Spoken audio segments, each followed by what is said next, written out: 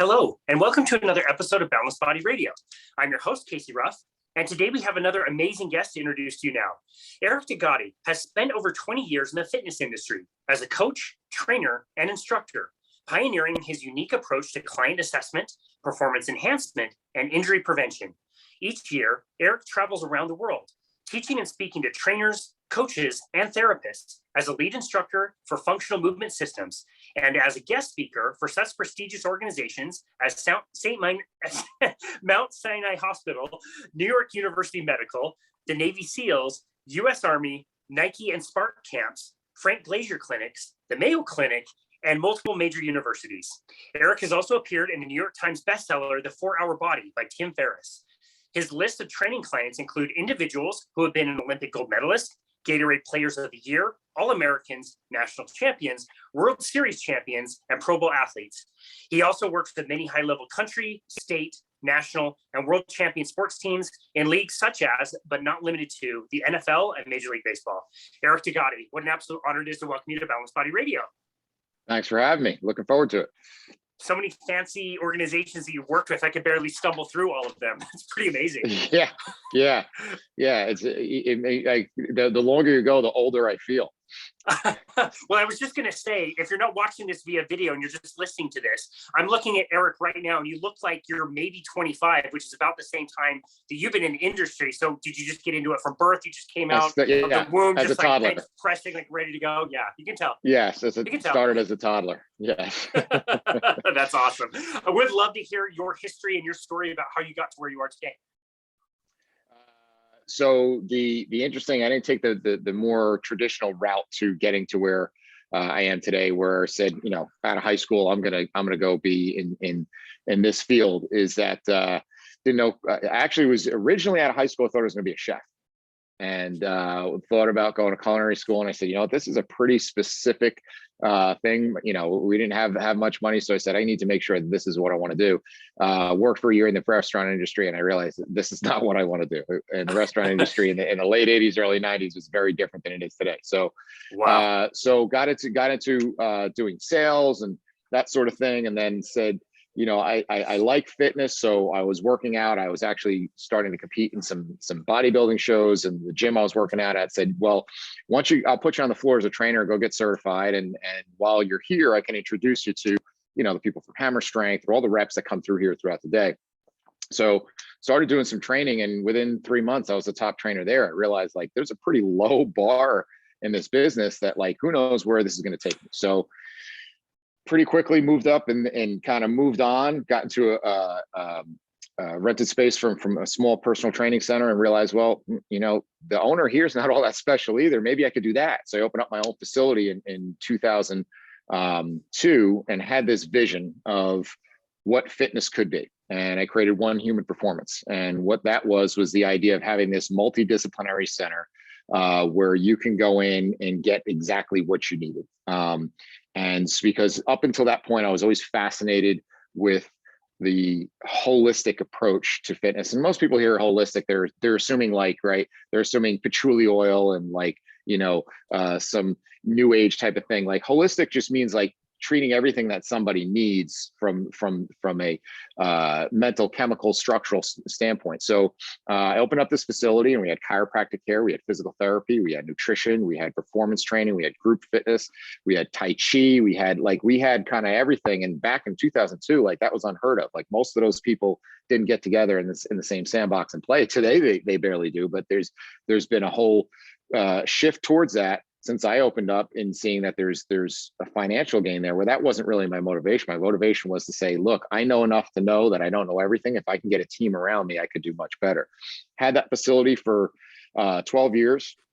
And then as I was doing that, I got really involved in education, started working with FMS, became a lead instructor for them back in, I guess this was around 2006, 2005, 2006, as well as started going out and teaching at different conferences and teaching some of my own materials. And then I was also going out and being a consultant for different teams.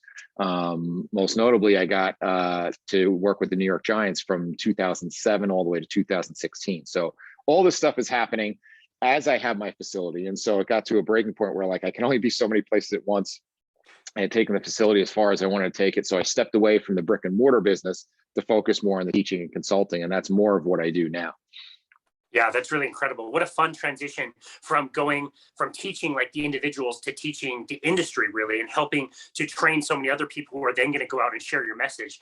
And man, you're absolutely right. I mean, you've been at this longer than I have, but I remember when I first started, there was the personal trainer. That's all he was. He was, counting reps and maybe did what I did, where you get your NASM certification. Like, oh, this is the only way you program design. There's this one way that you squat, and there's not 2 or 3 different ways. It's just this one way, and you're kind of locked into that one thing. And when somebody needs nutrition help, well, okay, now you're going to go see somebody else who has nutrition, but it's not going to be in your same building for sure. So I think that's cool. It's a great approach to incorporate all those different expertise, but all in the same, building. That must have been very revolutionary at the time. Well, there was people doing it. They were just doing a really shitty job of it, right? They were meaning that, like even in the big box gym I worked in, we had a chiropractor, we had group fitness, we had trainers, we had those kind of things, right? But here's what would happen. You go to the nutritionist and they would say, well, what the trainer told you was wrong. And then you'd go to the group fitness person and they say, well, what the nutritionist said is not right. And then they go to the chiropractor and say, well, no, you need to do this. And you know what happens at the end of the day? The client's like, you know what? You're all idiots, because I don't believe any of you, right? Because there's no continuity there. And so it was this turf war. It was this ego thing of like, I have the special secret formula that you need. When the reality is that, that I can't get to do all the things I don't want to do with you. So if I can get some extra conditioning, I'd love for you to be able to go in a really good group fitness program that can fill in that blank, and you can have some fun and have some community and have that stuff in there. But it's also only so much is within my scope for nutrition. So if I can get that person to pick up where I left off, and then there's only so much I can do from the movement standpoint, then I may need some hands-on some stuff. So that chiropractor could help out there. So if I can get those people to just kind of have a system, and that was really what the biggest thing was creating this system and a flow chart to say, okay, well, sometimes they walk through the door for fitness and we find out, you know what, you really need clinical care. And then they walk through the door for clinical care, say, you know what, you're not really broken, you're just dysfunctional, you just need good training. And being able to have a system of checks and balances that kind of took ego out of it was really what my goal and mission was. That's incredible. I mean, what were some of the challenges when you were first getting started? Like, how did you eliminate that need to try to compete with everybody and get everybody cooperating and creating a new program? So it's pretty simple to say that, like, here's this is an objective way of looking at things. Like, so if you come in, the first thing from the fitness side of things, the first thing we would do is we're going to put you through a movement screen, right? And if you go through a movement screen and you have pain, right, nothing that we do with your own body movement and a dowel rod and a 2x6 and a rubber band should hurt your body. So if it's hurting, that's your body screaming that I need something to get looked at here. And also the fact that if you're in pain, there could be a lot of different things that are driving that pain. And so, like, when I'm teaching a workshop, I'll say, okay, somebody tell me what can cause back pain, right? And I actually just had this weekend. I was teaching just outside of Philly, and I said, all right, somebody tell me what could cause back pain. Of course, the hands go up around the room. Well, you could have a weak core. Oh, I could have tight hamstrings. Oh, I have tight hip flexors. I have all these, right? The list goes around. And then I said, anything else? People kind of think, I say, because guess what else? Cancer. Cancer can cause low back pain. And a woman in the front goes, oh, that happened to me. And I said, oh, you had a client with that? She goes, no, it happened to me. She said, I had intermittent back pain for a year and nobody could figure it out. I had a cancerous tumor in my hip. And listen, you can't foam roll that shit away, right? But unfortunately, here's what happens. If she goes and goes to the trainer that's the quote unquote corrective exercise specialist, and they're giving her all sorts of stretches and core exercises for that, and they don't realize that, like, that pain is telling me something, then she doesn't go get the care she needs. God forbid we knows what happens when that doesn't happen. Like, if I really quickly want to discover what's outside of my scope, right? And then at the same time, for the clinicians, you need to understand, like, if they're not in pain, it's just dysfunction. And unless you have a recipe to do that, like, send them to me. Because there's, like in the SFMA portion, which is the medical model of the FMS, you have 3 reasons why you would have something going on. You'd have, once you boil it down to a dysfunction, right? You'd have a soft tissue issue, which I can't really help you with. I can hand you a foam roller, or you could use a massage gun or something, but you'd be much better served with some hands on you. You could have a joint mobility dysfunction, which again, I can do some soft mobilization, self-mobilization, but much better served than somebody who can do that hands on. Or the third thing is it's a motor control issue. Well, now you're in my wheelhouse. That's my sweet spot. I can address your motor control issues. So if I have that manual therapist, clinic, that chiropractor, physical therapist, athletic trainer who says, I'll mobilize the joints and do the soft tissue work, pass them on to you, and you fortify that and lock that in and hit save on the document with motor control stuff, then that's a pretty lethal combination.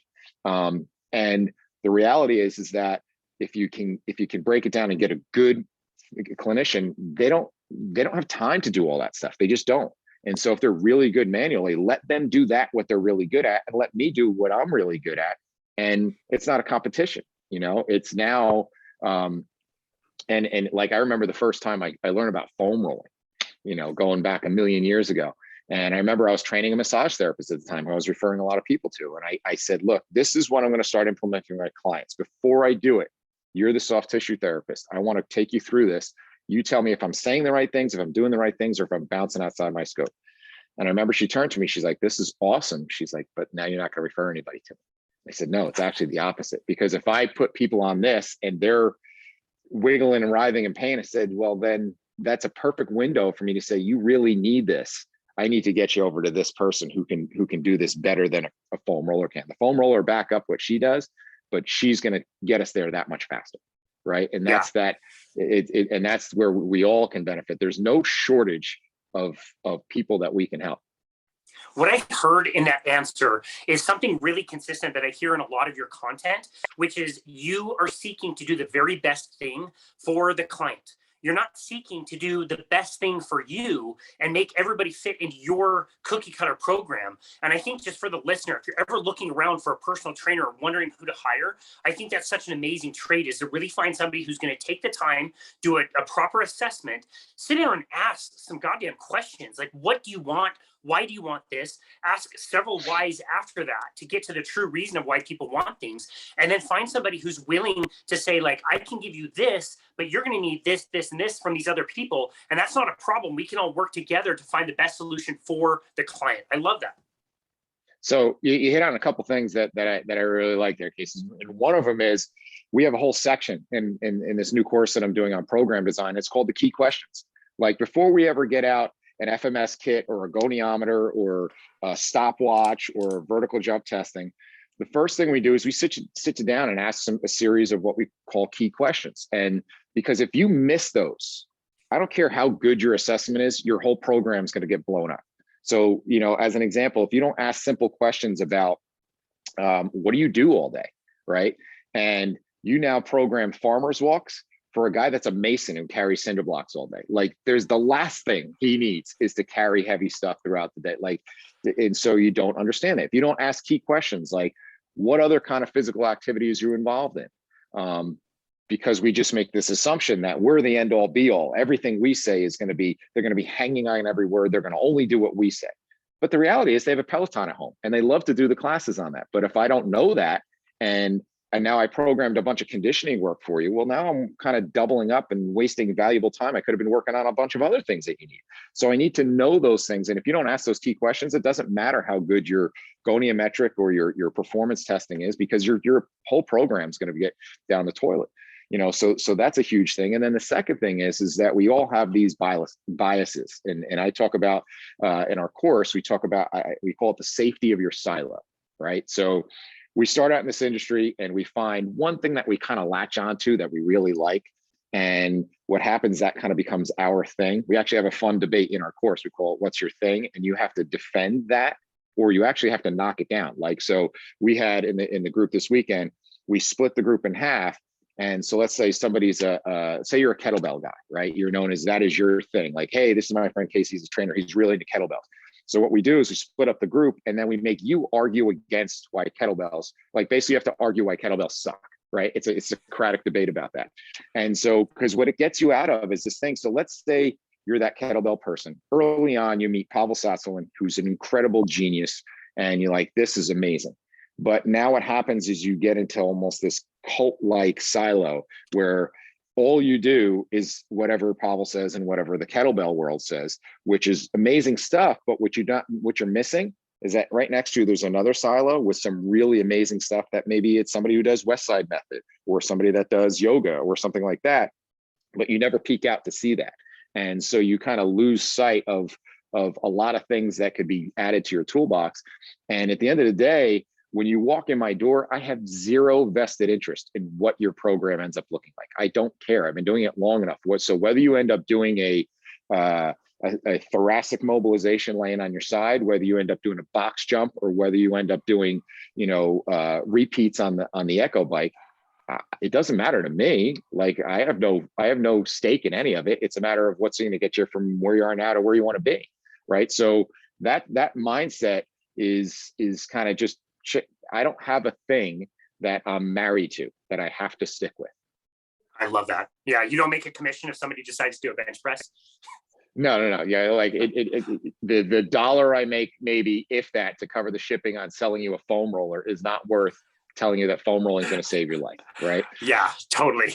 Wow, I absolutely love that. I definitely want to deep dive into PPD with you, your program, because I think it's really intelligently done. And I love that you start out before you do any kind of assessments as really sitting down, building rapport with the client and really understanding what they want. And I think that's just so critically important. We do at some point have to assess people. And this is how you initially got involved with functional movement screen, which is one of my absolute favorite tools. I've loved learning about it. I've loved using it with my clients over the years. Can you talk to us a little bit about the history of FMS, what it is, where it came from, and why there was a need for it?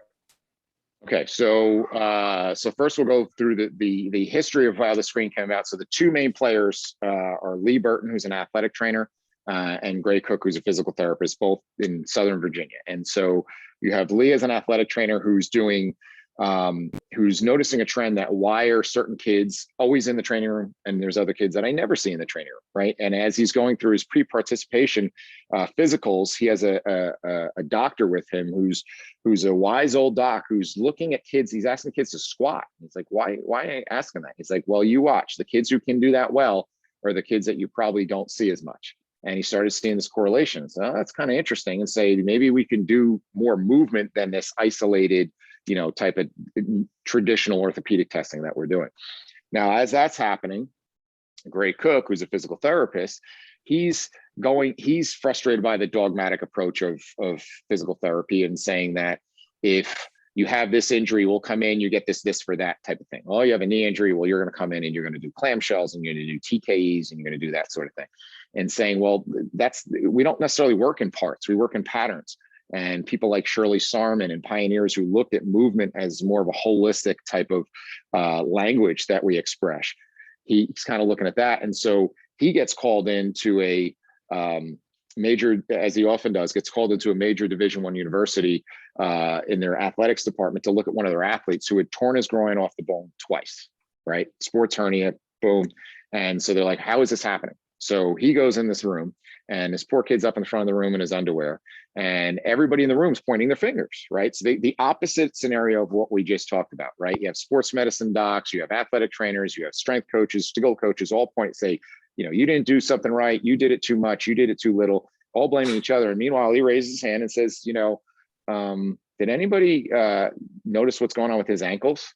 They said, no, Gray, it's his hip, it's his groin. He said, no, I know that, but like, he has one ankle that doesn't move and the other one does. And so this is one of the fastest kids in the country. So he says, tell me the story. What happened with the ankle? He's like, well, I just rolled it in practice and they kind of taped it up and just kind of moved forward. And he said, well, where was that in the scheme of the groin injury? He goes, well, it was not right before it. He goes, first I had this thing. And he points to his pubis symphysis, right? Which is right in the front of you, right below your belly button. And he said, well, I had that thing. He goes, what do you mean? He goes, well, what were you doing that caused that? He goes, I don't know. I think it was the high speed incline treadmill stuff I was doing. So meaning that if you have somebody that has to go up an high speed incline treadmill and one ankle can fully flex up and the other one can't, you have two options. You're either going to face plant, which a good athlete's not going to do, or you have to hike that hip is the only way you're getting that leg through. So now you hike your hip and you hike your hip and you hike your hip, and that's creating that shearing force up in your pelvis. And now all of a sudden he starts to get irritation there. Now, sure enough, he said, well, what happened next? He said, well, they gave me a cortisone injection. Well, because clearly he had a cortisone deficiency, right? So, with that, I can't even. It's so ridiculous. So with that, they took away the signal. Like I always say, like if your smoke alarm's going off in your house tonight in the middle of the night, and you go down, you pop out the 9-volt battery, you didn't put out a fire, right? That was that was the signal. This going back to what I was saying before with the pain, saying something's wrong here. Well, they didn't do that. They did that. He keeps sprinting on it, and boom, he creates this groin tear. Now, before everybody gets nervous, like that if you're losing a little dorsiflexion, that you're going to go tear your groin off the bone, we're talking about incredible amounts of force and amplitude being put through your pelvis. Like I'm not doing that. I just don't move that fast. Like I always joke that you know, I yanked my hamstring in a pickup game of football a year or two ago. I was so excited I actually produced enough force to pull my hamstring. It was like my crowning achievement in my athletic career. But now what happens with this kid is they look very myopically. They do the surgery, they do the rehab where they poke and prod and ice and heat and stim and rub and exercise and stretch, everything related to his groin, but never take a second to look at his ankle. And sure enough, it happens again. So now Gray leaves that situation and says, how did that get missed? Like those are really smart sports medicine, performance and skill people. How does that get missed? Like how, maybe I'm missing that. And so he starts to sketch out, like based on what he's learned so far, what could I do as a quick screen as a filter to make sure I don't miss these things holistically. And that is what kind of became the 7 movements, which became the movement screen as we know it today. And so with that, they started incorporating that into the pre-participation physicals, started to see some correlations with, you know, the kids who are more injured and the kids who are not. Then people start picking up on that. And people like John Tureen, who's a friend of ours, who was a strength coach of the Colts for many years, he does the screens on the players and then sits back and looks to see what the data shows. And he notices that the guys who scored poorly were 35% more likely to end up on the injury reserve. Well, if you're looking to protect multi-million-dollar investments, you're going to try to figure out what are your high-risk individuals. And so now that starts catching fire a little bit in the NFL. And that's how I got to go do workshops, you know, for 4 different NFL teams and got to work with the Giants for all those years, is to say we need to protect our investments. And then that trickles over to other sports, and then that trickles into the military, and now it's trickled into the industrial world, where we're seeing people who are using it with factory workers and using it with office workers to say we want to try to, because what's become the #1 cost to insurance companies is musculoskeletal injuries. And so because of that, if we can look at movement as being one of the risk factors in that, if we can take that off the board, we can start to address some of these things. So that's kind of, in a nutshell, a real quick history of what's happened in the last 25 years with them. And then with me personally, I had the good fortune of learning from some really smart people and doing internships with Paul Chek and Charles Poliquin. And at the same time, my brother, who's got his DPT, his doctorate in physical therapy, as well as he's just finishing up his PhD in physical therapy. I would kind of steal his books and sneak into his classes and learn from him. And I would learn the stuff about Vladimir Yanda and Florence Kendall and all that stuff. So between that and what I was learning on the fitness side, I really put together this super comprehensive evaluation, right? And I had a couple bottlenecks. The problem is that it took me almost an hour and a half to do. And so because of that, it became prohibitive for a lot of people to afford that if it was going to be worth my time. 2 is that it was right around that time I was opening my facility, and then I was the bottleneck, right? So if people wanted to come in and train, if I wanted them to get evaluated first, because that's what I wanted to believe in terms of customizing the program, well, they had to come see me, and everybody having to filter through me became an issue. And the biggest issue was I was taking all this data, and as much as it was impactful, when I took a step back and critiqued it, it was really cool to know on my goniometer exactly how many degrees of glenohumeral internal rotation you had. But you know what? If you can't breathe right and touch your toes and that the big rock simple things, like that stuff didn't matter. And it wasn't really impacting my programming at the end of the day. So I said, how could I maybe filter this down a little bit? So I took my entire staff to one of the first FMS workshops that they had. And I said, listen, what we'll do is now that we know this, let's start doing these screens with everybody coming in, and anything you can't figure out with that screen, then send them to me and I'll do the full eval. Well, my workload cut down 75% right out of the gate. And then over time, I became obsolete, and I loved it, right? Because I didn't need to do these in-depth evaluations with the gross majority of people. That's not what they needed. And so I was having some great success with it. And then I went back and I start reaching out to Lee, and this is early on in FMS. And I said, hey, I want to get involved in this thing. And he says a joke, like, he's like, turned to Gray and said, I got this guy from Jersey calling me. It's like, he wants to get involved. Involved in what? Like, we do this exam for physicals with high school kids. Like, what are we going to do with them? So he's like, all right, well, why don't you come help us teach whenever we're in the New York area? So I'd come and hang out and help them teach. And then they were like, hey, you know this stuff pretty good. So if we can't be at this course, can you go teach it? And that's how it kind of came to be. And here we are 15, 16 years later, and I'm going around the world teaching it to people, from all walks of life. Wow. Yeah, that's incredible. They were great explanation. I love that you kind of found that the FMS was like everything that you needed at least to get started, and really prioritizes the big movements. But you can definitely go down other paths and more assessments and more things that they need to.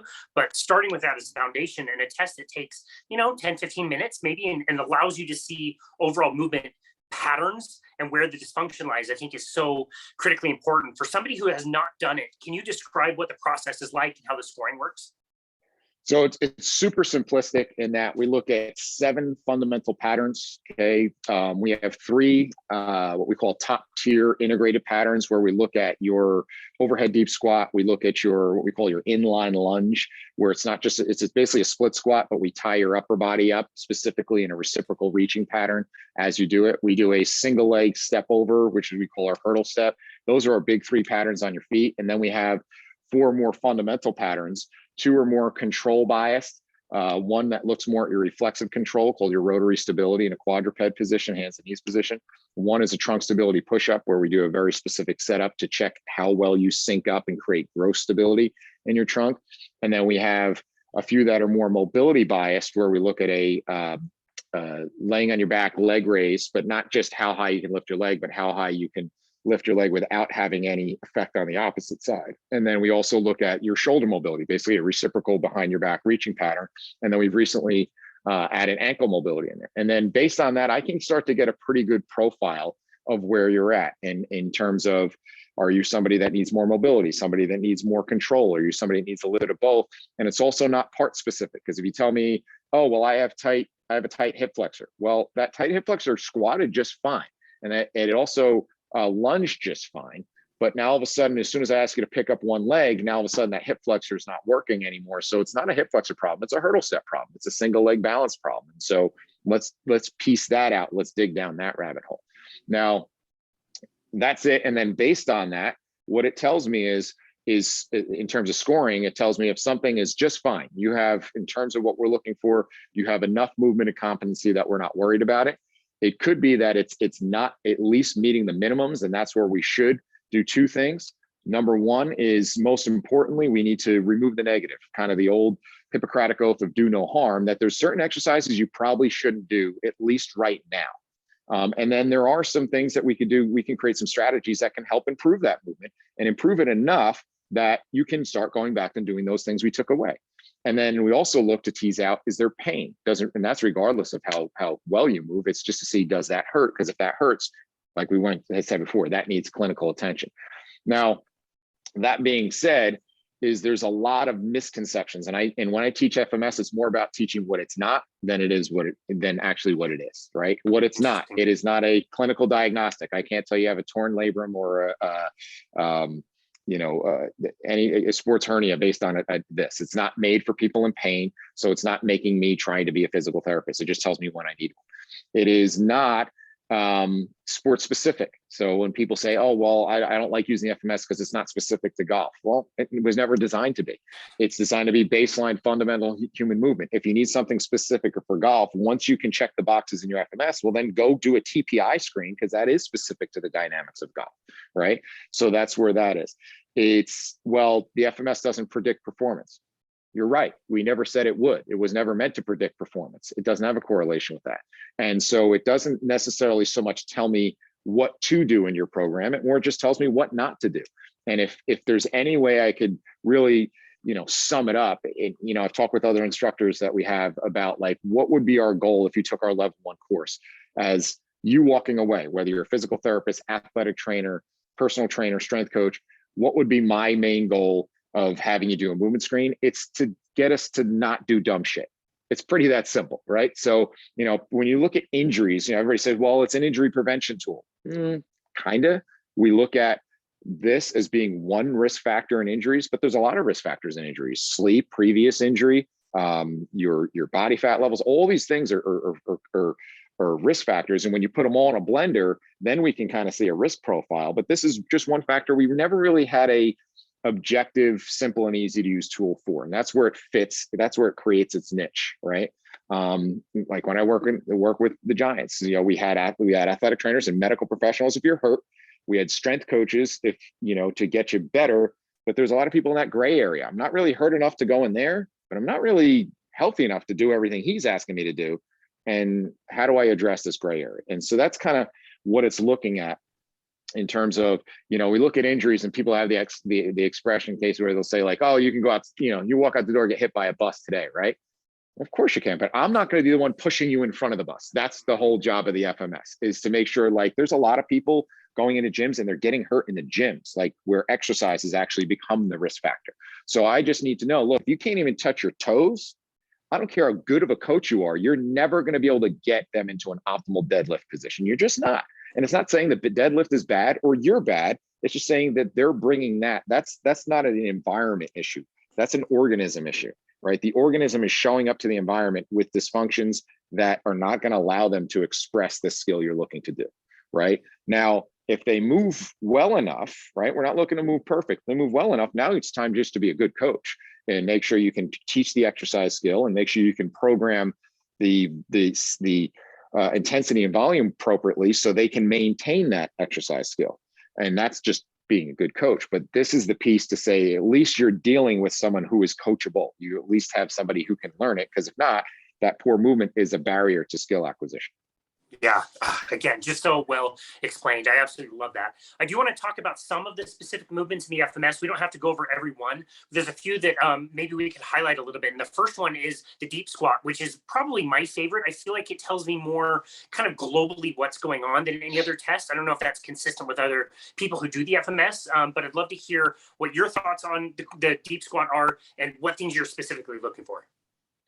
Okay, so the deep squat is I like to say it's the sum of all the other patterns, right? And so the good thing about it is that you can, if you look at that, you get one quick glimpse, but you can get very easily deceived, just because there are systems that's their primary, if not their only, movement assessment, and you can start to make a lot of assumptions, right? You make assumptions that, oh, well, if this person can't squat well, they have, this is tight and this is weak and this is tight and this is weak, and they come up with stretch this, strengthen that, and this whole this for that approach. Well, where that goes wrong is that whole thing I said before. Well, what if you go and you're making this assumption that because they turn their feet out or they pitch forward in their squat, it's their ankles that are tight? Well, I'm not going to guess. That's why we have an ankle mobility screen. And if I screen and your dorsiflexion is more than sufficient, well, then I saved a whole bunch of time not doing ankle mobility drills with you, because that's not the issue. And there's a lot of reasons why your feet can turn out and you can pitch forward. The other thing too is you can get deceived, where I've had people who have some really good squats who then we get deeper into the screen and everything goes off the rails, right? They're really good at compensating, or maybe even there's someone who's slightly hypermobile. And so they can look really impressive in a squat, but then as soon as you push them up against some other barriers that maybe challenge their rotary stability or maybe challenge their shoulder mobility, that they can't get there, right? And so that's why we have some built-in redundancy, that we don't miss things like that. And that's why we look and see for trends and profiles. We're not looking to say any one thing is going to predict what has happened or what's going to happen. Yeah, you're just getting an overall sense of what's going on at that point.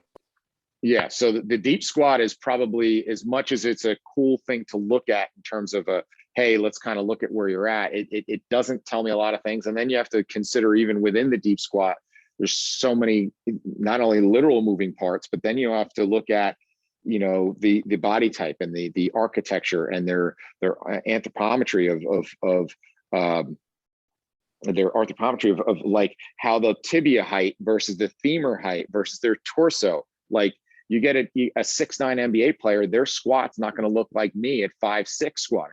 It's just not. So we can't have this idyllic picture of this is what you should look like. The whole thing of, oh, we should all be able to squat like a baby. No, you can't. It just doesn't happen that way. Like, you were a ball of cartilage then.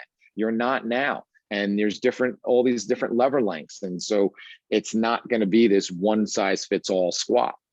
Yeah, very well explained also. A lot of people will give me the shocked look when they try the squat, their heels elevate, their feet turn out.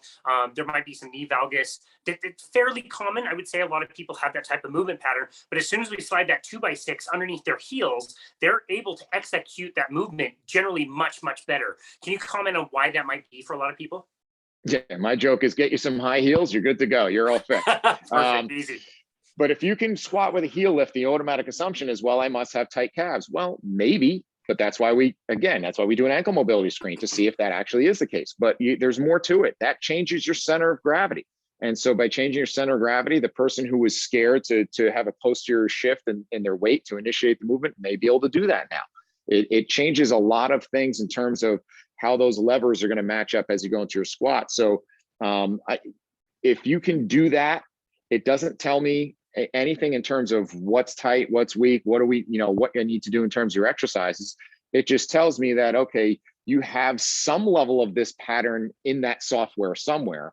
You just can't draw on that on the floor. And if you can never draw it on the floor, you can still live a long, happy life. It's a matter of, okay, what environment am I sending you back out to in terms of what kind of load and stressors are you going to be putting into your body? And is that an essential movement for what you need to do throughout your day? Yeah, that's such a great way to evaluate what is truly functional. Does this person need this particular function in their life and they're not able to access it? Or maybe it's something they may or may not really need in their lives. And so to push down a certain path to get them a movement that they don't need seems like kind of a waste of time. Would you agree with that? The better way I'd frame it is to say what we look for is like, if we get a panel of 10 people in our field and we put it on the floor of what is perfect movement, right? Or even what is optimal movement. We can have a beer and peanuts argument till the end of time of what that is, right? I work a lot with baseball players, and there's an entire component of Twitterverse arguing about what is the best factors and boxes to check for ideal pitching motion. So there's never going to be an agreed upon answer, but we all can kind of agree on what the minimum is, what's going to be acceptable. Right. So that's really what we have to look at. Do you at least meet those movement minimums as a baseline? Right. So, so you should be able to at least touch your toes. I don't think there's anybody that's going to argue that, it's optimal. It doesn't make a difference if you can touch your toes or not. Right. That's kind of a primary fundamental movement that's going to carry over to anybody in any walk of life.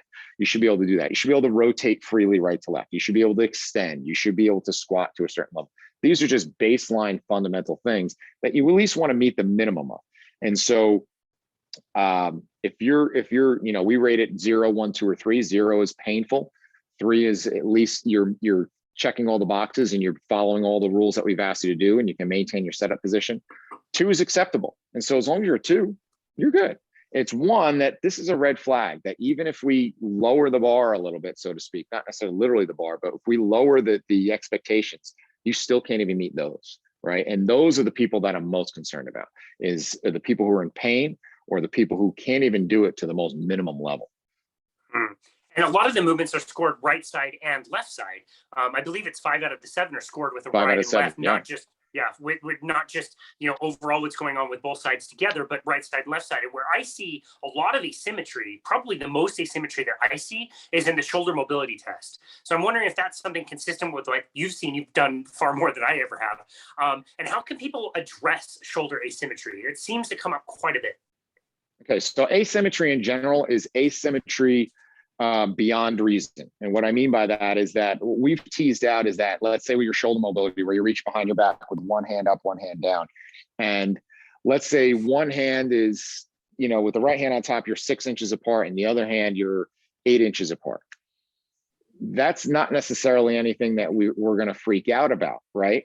You don't have to be perfect within each side. But if we have one that goes 6 and the other one goes 13, okay, well, now we have something we're more concerned with. So it's asymmetry within reason. If you look at the data, you look at military research, I think NAPIC did the research on hip extension, that anything less than, a 10-degree differential really doesn't make a huge difference. It's once it goes beyond that. And a lot of the asymmetry research shows if you get beyond like that 10% difference, then we start to say, okay, that's where the risk factors go up, kind of hockey stick go up on the risk chart. So that's in terms of just considering asymmetries. You're not going to be absolutely perfect. And there's people who do amazing things and live happy lives with not being perfectly symmetrical. It's just symmetrical within reason. You shouldn't have a gross difference between the two. Now, specifically with shoulder mobility, where most of that comes from, and usually you'll see it when your dominant hand is behind you. So if I'm reaching above my left hand and my right hand's behind, as a right-handed individual, you'll see they're more restricted than if you were to do the opposite. Now, people automatically assume, well, that's because I can't reach behind my back and it's a lack of internal rotation, or it's something specifically in the shoulder. Now, that can certainly be the case. And more times than not, it's actually a lack of extension in the shoulder, not internal rotation. But before you take somebody and you drop them down into a sleeper stretch, the first thing I do is I look more regionally and look at your thorax and your T-spine. And more times than not, we clear up a lot of those asymmetries by just working on rotation of your thorax and T-spine and getting that equaled out. And just, if you take someone, sit them in a chair, and you just have them either cross their arms in front or hold the dowel in the back, and have them, without moving their keeping their knees together, legs crossed, have them rotate right, have them rotate left. And you'll usually see a pretty significant difference especially those people who score differently on their shoulder reach. And what you do is you just hammer out more rotation to get that equaled out. And a lot of times you'll see people's shoulder mobility clean up really quickly. Now, if it doesn't, now you have more of a local thing that we can go and address. But I don't want to address this first, because let's say you take that person, you crank them into a sleeper stretch. Now you've created possibly hypermobility in their shoulder, and they still can't move their T-spine. And so your body's going to find the path of least resistance. So now it's going to go to a hypermobile joint. You made things worse. Right. So that's the part of kind of understanding this integration of regional interdependence, that everywhere there's a spot that's has a lack of mobility somewhere, and it's usually right above or below it, there's a lack of stability or motor control. Yeah, I love explaining to my clients the kind of series through the joints of where typically people will lack mobility and where they're going to lack stability, and how those pretty much alternate all through the body. It's really interesting how we're built that way, and how, if you've got some ankle mobility issues, you might have some knee stability issues, or vice versa. It can go both ways. Yeah, that actually comes from a conversation over beer between Coach Mike Boyle and Gray Cook. Is how the joint by joint approach came, of kind of looking at that stacking of the body. Now, where that also gets thrown, and what I've probably seen the biggest eye opener in the last few years is because there's a confluence of factors that I think that are in my theory of why it's happening. But one is that one of the biggest trends in the fitness world right now is mobility, right?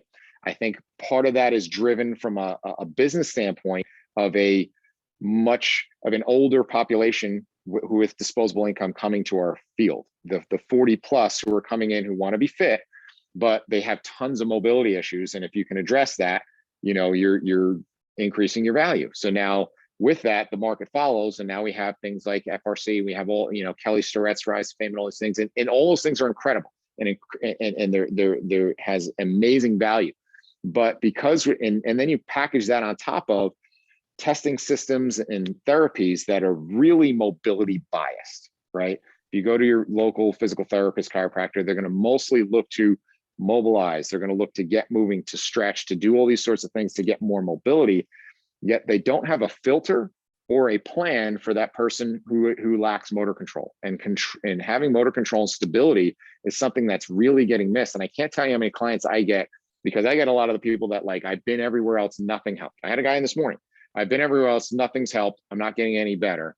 And the missing factor in the equation is usually some level of motor control and stability that's being missed. And they're actually, the more that they stretch and the more they do mobility, the worse they're getting, because at best it's a net equal, but at worst they're creating mobility in spots that, they're stiff for a reason.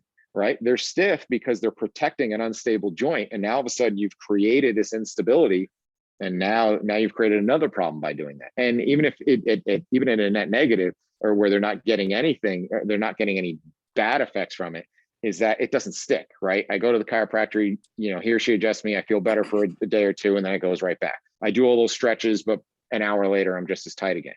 I do the massage gun on this trigger point, but I got to do it every single day.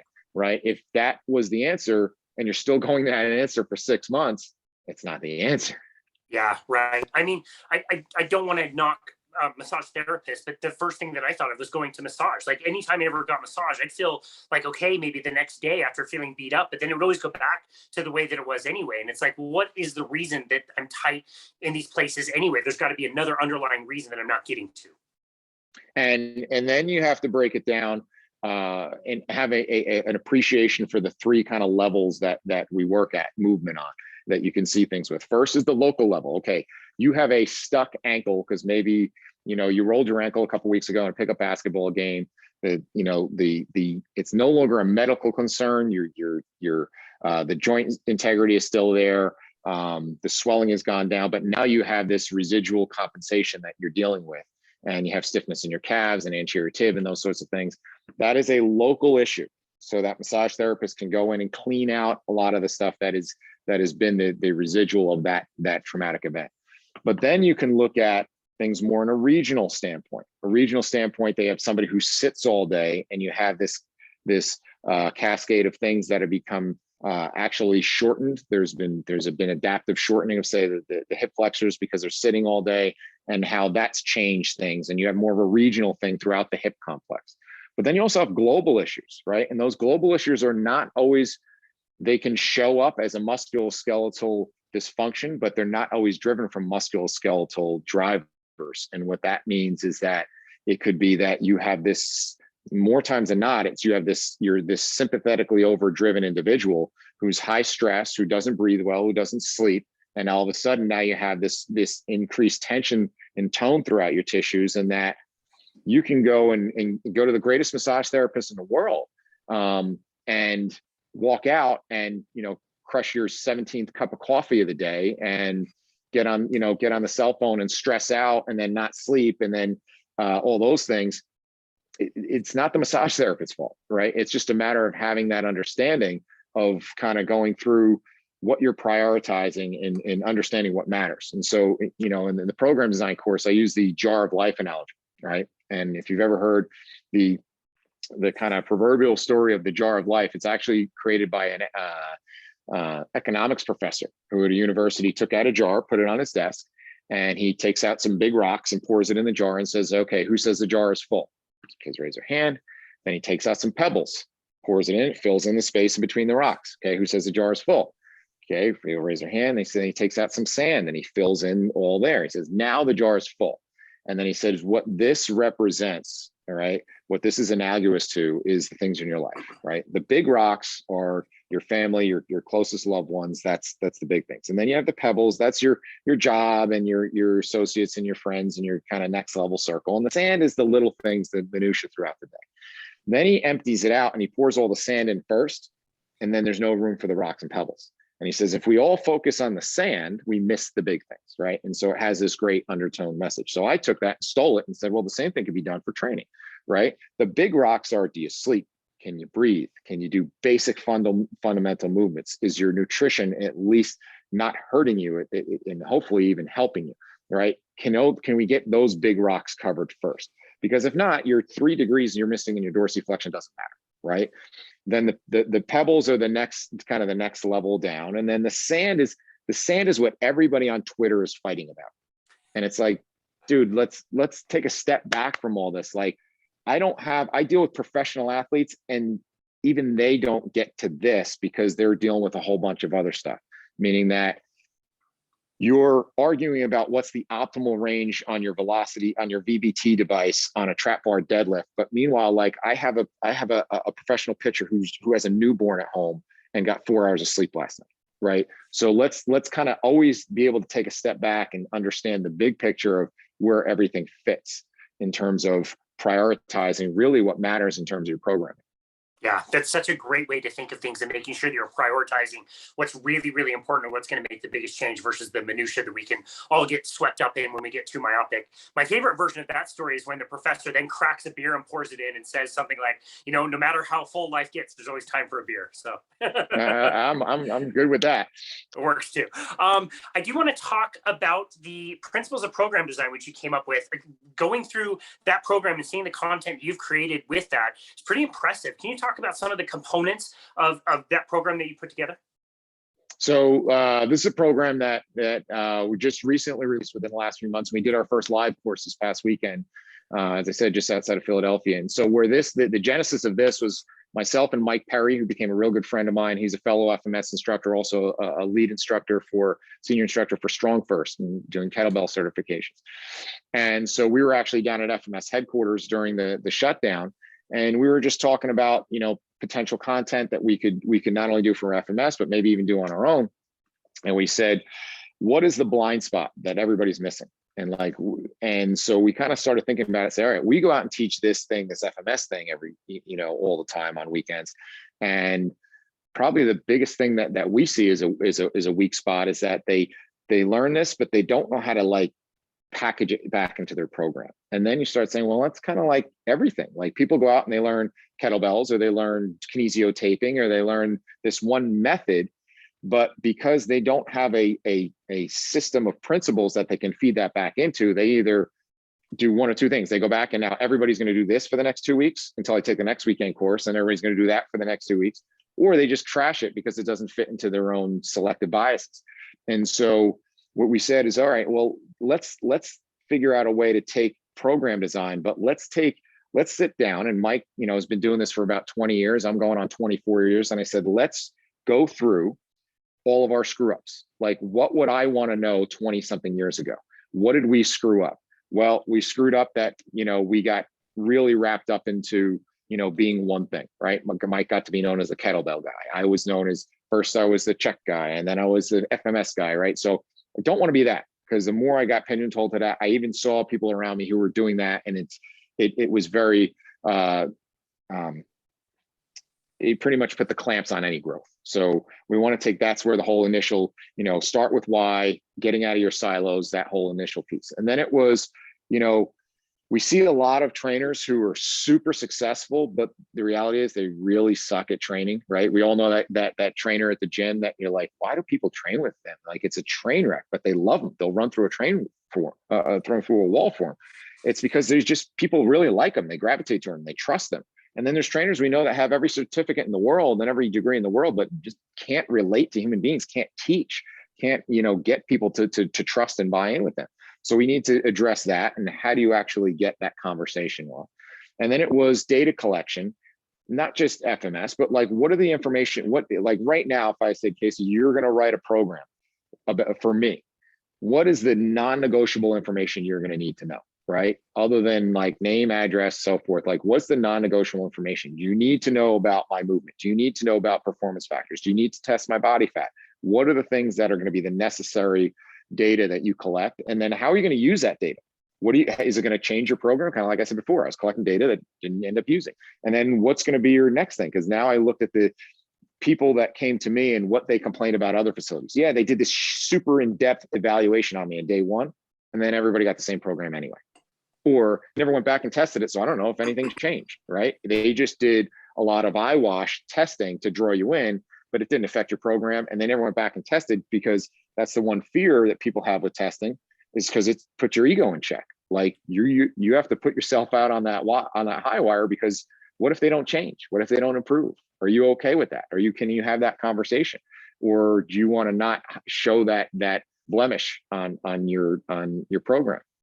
And then from there, it's all right, now let's get to the building blocks of building a program, right? And so we're big on checklists. So we have a 10-point checklist. These are all things you need to address within your writing a program. And it's very simple and it's very systematic of those things. Now, within that, once you have that system, you can be very artful with it. We talk about, this is the art and science of programming, but here's the things that the principles we're going to go by.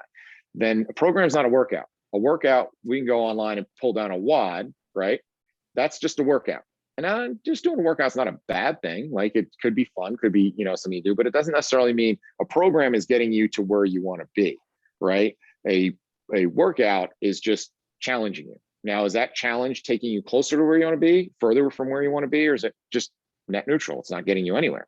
So I want to get workouts within the program that are driving you to where you want to be. So I have a 5-point checklist for that. Then at the end, and then within all that, we have case studies, we have interactive stuff. And then the last curveball we throw you, and this has been one of my biggest passions in the last couple of years, is this. Is okay, Casey, you feel pretty comfortable. You know how to write a program now. You got this kick-ass program. Everybody in the room's excited about. It's up on the whiteboard. We think this is the program to end all programs. I got a curveball for you.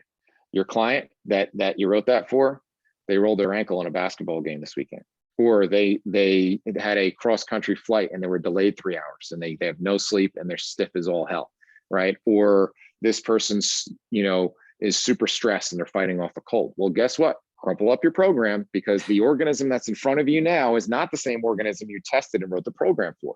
So how do I adapt that, right? Is the whole concept, I'll just go lighter. Well, that doesn't work, right? I have to be able to figure out a way to adapt that, and I have to have a safety net to catch that. So I show you what I use as a daily readiness screen, right? And whether it's utilizing tech like whoop bands or Aura strap, or Aura rings, or Morpheus straps, those sorts of things, or looking at your current movement competency and your movement readiness to how do you incorporate other factors from grip to breath holds, so all these things to kind of put a picture together of here's where your current state is today. And I'm going to match that up with where that was last week. And if you're down a tick, well, I need to adjust my program accordingly. If it's at the same or higher, well, then I'm going to ramp it up. And so this not only helps drive the programming, but also opens up the door to questions and conversations that you might not have had previously. So let's say if we look at your breath hold score, and I have this data looking over the last few weeks, and today you're 5 seconds shorter than normal. And I say, okay, that's down a little bit. Is everything all right? And they'll say, I'm just super stressed, and I got stuff going on with my kids and this and that. Now, they didn't walk in the door with that conversation, right? But now they're offering it up. So now that I know that, what I know is I have a less resilient organism in front of me.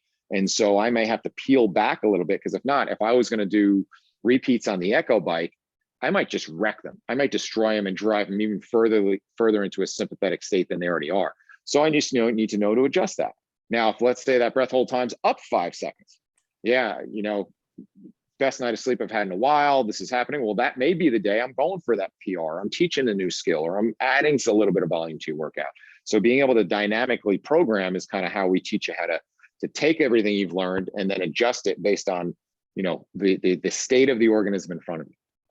Yeah, that's so smart. With every training program that we come up with, I explain this to my clients, like, we are making very good guesses. We've done this before. We've trained people for the marathon or the competition, or, to get strong or to play with the grandkids. Like, we've done this before, and we have a good idea of how this is going to go. So I'm going to make this program. It's going to be great, but I don't know how you're going to do on Tuesday, the 16th, or after that, transatlantic flight that you took. Like, I don't know what you ate on Saturday night before a Sunday morning workout. All of those things have a factor, and I can make really great guesses, but at the end of the day, that's what they are. It's a guess. And you have to be able to adapt to these situations. I think every personal trainer knows that absolute miserable frustration of creating the greatest plan ever and overstressing and overthinking for hours before the session, only to have the person come in and say, like, yeah, I goofed up my shoulder, and thrown out everything that you are going to do, and you have to adapt on the fly. So I love that you're able to marry those two things together, the science and the art, both. I think that's so important to incorporate. And if you think about most of what we learned on the science side from a programming standpoint comes from Eastern Bloc, research that was done, which is amazing stuff, and if you can know how to extrapolate it correctly, but you also have to know its limitations, right? A lot of that research and data is based on a scenario that we just don't have in our lives. And in the course, I say, all right, how many people can take their clients, lock them in a cabin, right? You wake them up when you tell them to get up. They eat what you say to eat. They come and train. They do exactly what you say to do. Then you stick them back in their cabin. They eat again what you want to eat. And then they go to sleep when you want to sleep. And then you're going to do, and maybe mix in a little steroids in their food as well, right? Because that's what that's based on, right? That's not even the professional athletes I have. They have kids. They have business ventures. They have all these they have travel. They have appearances. Like, it's very hard to base your program on strict rules that are based on a fictional character for most people. Now, if you have, 4 years and you have lots of control and all those things, it's much easier to do more traditional block periodization and those sorts of things. But the reality is I don't have that. The reality is the high school that I'm gonna go to this afternoon, I have kids who are preparing for a football season, but they're also playing baseball right now. That ones are that just came off a basketball season, and other ones that have been training since December. Like all these different factors. Then I have other ones that go work at the deli 3 days a week for 8 hours, right? So like that's how I got to factor in that there's needs to be a little bit of consideration for the dynamics of what's happening in the other 23 hours a day. As much as we'd like to think the world revolves around us and our program, it just doesn't. Yeah, absolutely. So true. And I think there's a good business model there. Maybe let's go rent out that shack in Siberia and do some Rocky IV montage workouts with people. Like maybe that's it would make our lives so much easier. So much easier. Yeah. So much easier. Eric, this has been an incredible conversation. Selfishly, I have learned so much from all of your content and even from this discussion today. I really appreciate how thoughtful you are at looking at things and not admitting that you have a monopoly on all the truth that's out there about fitness, but being able to look back on your career and see the things that, yeah, maybe we didn't get this exactly right. So let's refine this. Let's make this better. And let's do the right thing for the client. That really shines through in you and your content and in this conversation today. Where can people go to find you and connect with you and your work? Okay, so the first easy landing spot is just go to my website, which is Eric Dagati, EricDagati.com. And because I do these types of things and go out and teach, all over the place, is I put on my homepage something called Ask Eric. And so if you got a question, just go on there. It goes to my email, and then I get back to you in a couple of days with the question. So that's the easiest way. And then you also have the links on there, all my social media. You have links on there to the new principles of program design stuff, which we actually just released a free preview version of. So we took the 8-hour live course, we boiled that down into a 2-hour online course for the people that can't get to us. And then we took the 2-hour online course and boiled it down to a 20-minute preview. I joke with Mike is that we were talking about some marketing stuff, which at the end of the day, we're coaches. We're not really good marketing people from the sense of, we're not one of those 50 people that sends me a Facebook friend request that says they're going to get my personal training to $1 million a year this month. Yes. So with that, you see a lot of, this is the top secret formula for, more mobility, top secret formula for having endless clients and making millions of dollars. I kind of suck at secrets. So I said, I'm going to do the opposite. I'm going to give away it for free, right? I'm going to say, let's take some highlights from this thing. Let's give people 20 minutes of free stuff. And if they're intrigued, we'd love you to jump in and dive further. But that's one of the things we had. The other thing that we've been doing is, if you follow Principles of Program Design, we both repost the stuff on our personal feeds. But what we've been doing is we came up with this idea, I don't know, maybe about 3-4 months ago, where we have a theme for the week. And so like last week's theme was dealing with stuff with the knee. We've had stuff talking about training high school teams. We've had themes of just talking about breathing. And each day we'll do a post related to that specific topic. And then we culminate that on Friday, where we have an Instagram Live, 1:00 Eastern on Fridays, where we just talk about that. And if people have questions, they can shoot in questions, but we just talk about that. And Mike and I just go through all the different things to consider. Like last week was the knee. This week we're talking about training for runners, and each week it's we try to vary the topics up all over the place so people can kind of get a taste of everything. And then eventually that Instagram Live, we're working on, that'll eventually become its own podcast at some point. Wow. But that's awesome. We're not quite there yet. Yeah. Wow. What's the response been on that theme of the week? That sounds amazing. Yeah, it's kind of cool because we try to have it where it's not confining to one thing. And so it's interesting to hear certain themes resonate with certain, and what's cool is we've gotten a wide range of people that have gotten engaged. So the people who could care less about training high school teams, right, got really, really excited when we did about training considerations for people over 40, right? That was a whole week, right? And so people got really geeked out about the stuff. We did a whole week on the knee. We did a whole week on the low back, right? Those aren't the same people who get geeked up when we're talking about training for power, right? Because that was a different group. So that's why we're trying to get all these different populations to start learning about other sides of things that are in other people's silos. Yeah, I absolutely love that. What a great idea. I can't wait to see how that evolves over time. That's awesome. Dude, Eric Dagati, thank you so very much for everything that you've done, everything that you've been able to develop and share, again, not only with the individuals, but also the fitness professionals who can then go out and teach more people. Multiplying yourself and all your knowledge is such a wonderful tool. And so thank you so very much for everything you've done. And thank you for taking the time to be on our show today. We really appreciate you. Thank you. This was fun. Absolutely. And this has been another episode of Boundless Body Radio.